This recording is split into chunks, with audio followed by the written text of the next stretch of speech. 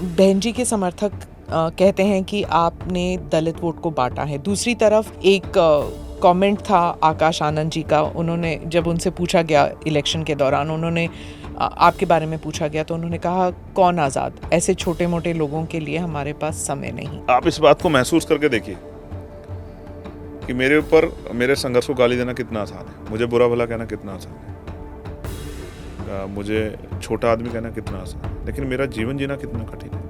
जब आपको दिन में कई सौ लोगों के फ़ोन अटेंड करने और आपको हर घटना की समीक्षा करनी है, आपको पूछना है कहीं रेप हुआ, कहीं हत्या हुई है, कहीं किसी को मारा गया, किसी की ज़मीन छीनी गई हो, कहीं किसी की बच्ची चली गई हो, कोई ले गया हो, कोई पूछने वाला ना हो, कहीं किसी रिक्शा वाले को मारा गया हो, तमाम गरीबों की कहीं परेशानी हो, कहीं बिजली नहीं आ रही, कहीं पानी नहीं आ रहा, सबकी समस्या, कहीं स्कूल में कहीं एट्रोसिटी हो रही है, कहीं यूनिवर्सिटी में एट्रोसिटी हो रही है, आपको जाना है वहाँ।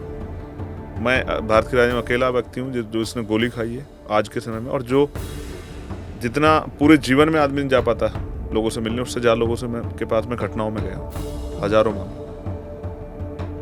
तो मुझे कोई इस बात का वो नहीं, उन्होंने मुझे जो कहा उनका धन्यवाद, मैं उनको बुरा नहीं, क्योंकि वो अभी बहुत समझदार नहीं, छोटे हैं अभी, वो नए नए आए, उनको नहीं पता है। मान्यवर काशीराम साहब ने संघर्ष किया, उनको बहुत लोगों ने इस तरह अपमानित किया, बहन जी ने संघर्ष किया, उस समय उनको भी बहुत लोगों ने अपमानित किया।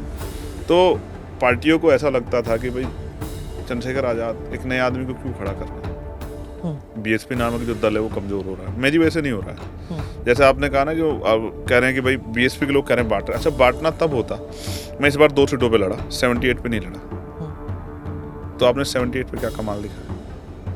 आपने देश भर में इतनी सारी सीटें, आपने वहाँ क्या कमाल दिखाया? अब मैं जिस सीट को लड़ता हूँ आप ये कहने लग जाते हो कि भाई चंद्रशेखर आया तो वोट काट रहे, तो भाई जिन पे मैं नहीं लड़ता वहाँ भी आप कमाल दिखा लो।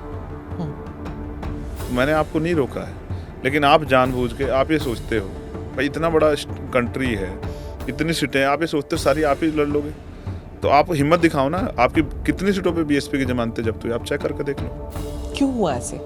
देखिए ऐसा है, जब काशीराम साहब जमीन पे जाकर संघर्ष करते तो आंदोलन तेज रफ्तार पकड़ता, लोगों की सुनवाई होती थी। अब शायद मुझे लग रहा है ऐसा नहीं हो रहा है, अब वो आज़ाद समाज पार्टी के जरिए हो रहा है। तो मैं 2 सीटें लड़ा, 78 नहीं लड़ा, तो मैंने किसी के वोट नहीं काटे। इंडिया अलायंस में मुझसे नहीं कह सकता मैंने किसी वोट, लेकिन अगर सोचो मैं भी सब सीटें लड़ता अपने संगठन। क्या आप लड़ेंगे? आप लड़ूंगा, बिल्कुल लड़ूंगा। उत्तर प्रदेश के अलावा? यस, हरियाणा में जाएंगे? हम मध्य प्रदेश लड़े, हम राजस्थान लड़े, हाँ। हम बिहार भी लड़े, हम दिल्ली भी लड़े, हम जो है एमसीडी का चुनाव दिल्ली में लड़े, हम उत्तराखंड लड़े, हम हरियाणा भी लड़ेंगे, पंजाब भी लड़ेंगे। हम आज़ाद समाज पार्टी को बड़ा बनाएंगे, हम आज़ाद समाज पार्टी की से लोगों को लीडरशिप देंगे। और मेरी जीत से क्या हुआ आपको पता है? देश में जो लाखों एक्टिविस्ट काम कर रहे हैं, जिनको कोई पार्टी टिकट नहीं देती, उनके अंदर भी उम्मीद पैदा हुई है कि अगर हम काम करेंगे तो जनता हमें सपोर्ट करेगी।